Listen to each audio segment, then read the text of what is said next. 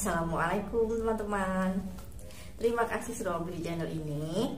Teman-teman, saya doakan dimanapun teman-teman berada selalu dalam keadaan sehat ya.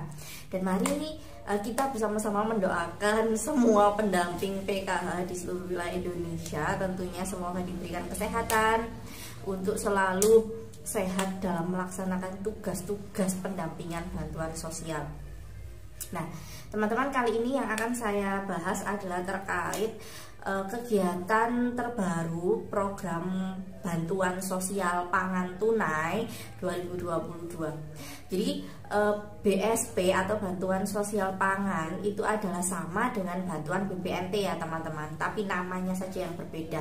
Karena kalau BPNT, bantuan pangan non tunai, itu adalah bantuan bentuk sembako yang disalurkan kepada para KPM dalam bentuk non tunai. Jadi itu cairnya di kartu atau KKS merah putih.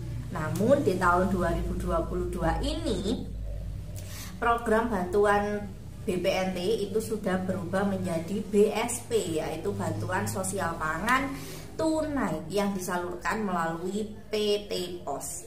Nah teman-teman, bantuan sosial pangan tunai ini cairnya adalah setiap 3 bulan sekali, jadi triwulan. Jadi bantuannya nanti itu sebesar 600.000 untuk alokasi 3 bulan sekaligus.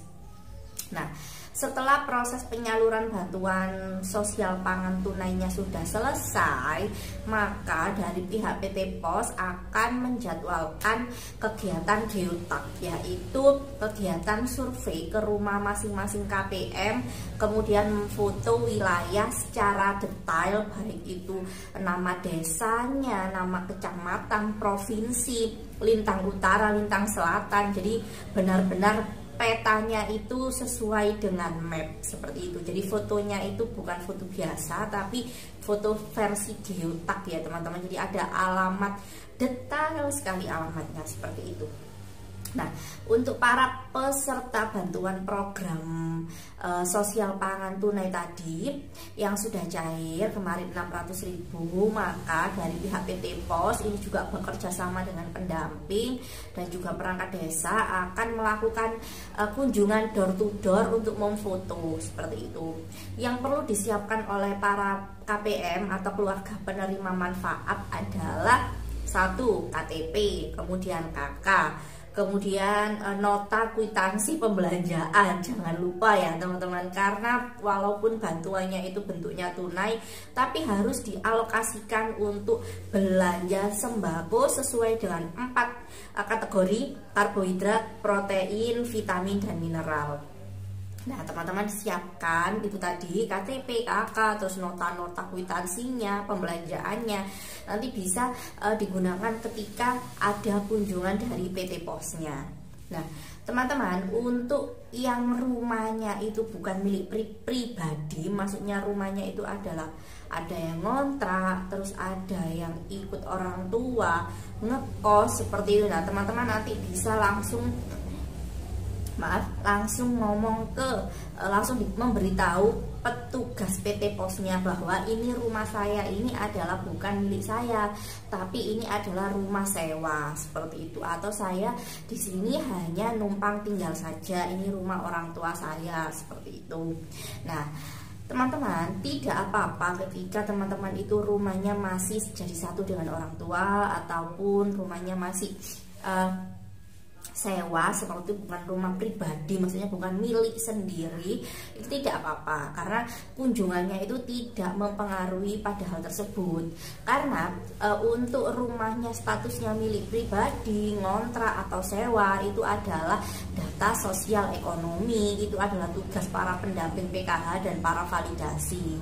Jadi bukan para petugas geotak ya teman-teman, seperti itu. Nah, untuk para keluarga penerima manfaat yang mendapatkan kunjungan dari PT POS untuk melakukan geotak, teman-teman pasti nanti di tahap 2 BSP-nya, jadi bantuan sosial pangan tahap 2 yang insya Allah entah bulan 4 ataupun bulan 5 disalurkan, itu nanti pasti teman-teman akan mendapatkan bantuan BSP lagi senilai Rp600.000.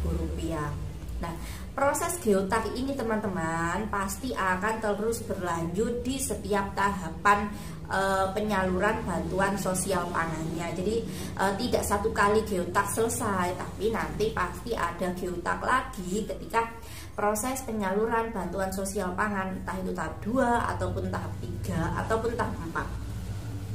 Bantuan sosial pangan tunai ini teman-teman dalam 1 tahun itu cairnya 4 kali, setiap 3 bulan sekali dengan nominal Rp600.000. Jadi bantuan tunainya ini disalurkan dalam bentuk tunai, namun tetap difungsikan atau dimanfaatkan dan untuk membeli kebutuhan bahan pokok ya teman-teman, bukan bahan instan. Jadi bahan kebutuhan pokok yang meliputi karbohidrat, protein, terus kemudian vitamin dan mineral. Untuk proses pembelanjaannya, bantuan BSP tunai ini itu boleh belanja di mana saja, boleh belanja apa saja, tidak harus dipaketkan, tidak harus dipaksa untuk membeli A, B, C. Boleh belanja apa saja asal tetap 4 bahan pokok tadi kategorinya: karbohidrat, protein, vitamin dan mineral. Karbohidrat itu banyak teman-teman, ada beras, terus kentang itu juga masuk karbohidrat, sagu mungkin di wilayah yang banyak sagunya atau makanan pokoknya sagu. Terus kemudian untuk protein itu tidak hanya telur, jadi protein itu ada ikan, ada daging ayam, daging sapi seperti itu. Terus kemudian vitamin itu dari buah-buahan apa saja boleh, tidak harus jeruk, tidak harus apel, bisa semangka, buah pear kesukaan saya, terus bisa juga rambutan mungkin. Nah, teman-teman boleh belanja apa saja. Melon itu ada melon hijau, ada melon oranye, seperti itu banyak sekali. Terus kemudian yang terakhir adalah mineral. Teman-teman itu boleh belanja kacang-kacangan, boleh tidak harus dipaketkan kacang tanah, boleh kacang hijau dan lain-lain ya teman-teman. Tidak boleh ada pengkondisian dan intimidasi terkait harus digunakan atau dibelanjakan apa uang 600.000 tadi. Ketika teman-teman mengalami intimidasi atau pemaksaan untuk membeli di salah satu tempat saja atau membeli barang ini saja, misalnya seperti itu, baik itu nanti misalnya yang melakukan intimidasi adalah para oknum-oknum yang memiliki kedudukan tertentu, teman-teman bisa melaporkan hal tersebut ke dinas sosial setempat, karena proses bantuan sosial pangan tunai ini teman-teman itu memang sangat dijaga. Jadi dari pusat itu benar-benar mengontrol bahwa memastikan tidak ada intimidasi terkait program bantuan sosial pangan tunai ini. Jadi teman-teman dibebaskan membeli di mana saja dan membeli apa saja, tapi harus tetap 4 kategori bahan pokok ya.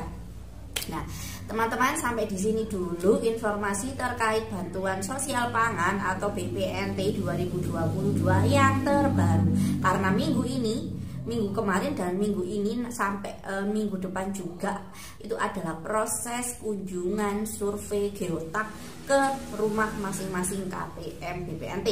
Nah, untuk para KPM BPNT yang belum mendapatkan undangan, saran saya adalah teman-teman harus mengecek data BPNT teman-teman di 6EG melalui operator desa.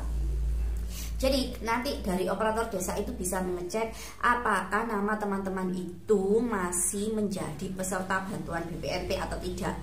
Kalau sudah tidak menjadi peserta bantuan BPNT 2022, teman-teman bisa mengusulkan kepesertaan BPNT ulang dari awal. Seperti itu ya, melalui operator desa pengusulannya. Tapi ketika teman-teman statusnya masih aktif sebagai penerima bantuan BPNT di tahun 2022 ini, tapi teman-teman belum menerima undangan, teman-teman bisa menunggu. Mungkin nanti teman-teman akan mendapatkan bantuan BPNT-nya di tahap 2 bulan 5 ataupun bulan 4 mendatang. Seperti itu ya. Jadi nanti kalau ada informasi terbaru nanti pasti akan saya bagikan ke teman-teman. Terima kasih. Assalamualaikum warahmatullahi wabarakatuh.